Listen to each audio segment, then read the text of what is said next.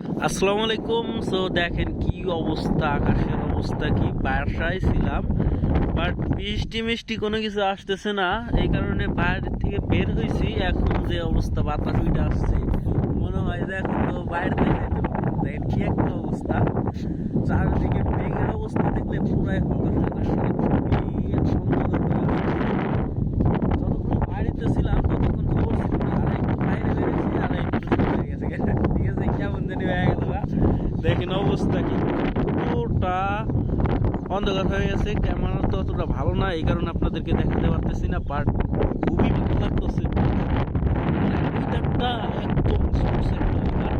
এই ওয়েদারটা আসলে কেউ চেয়ে বা কিছু করে পাবে না, খুবই সুন্দর একটা ওয়েদার। এখন যেটা ভালো লাগতেছে, বাট আশা করে আসছি যে একটু বসে থাকবো, বাট চলে আসছে।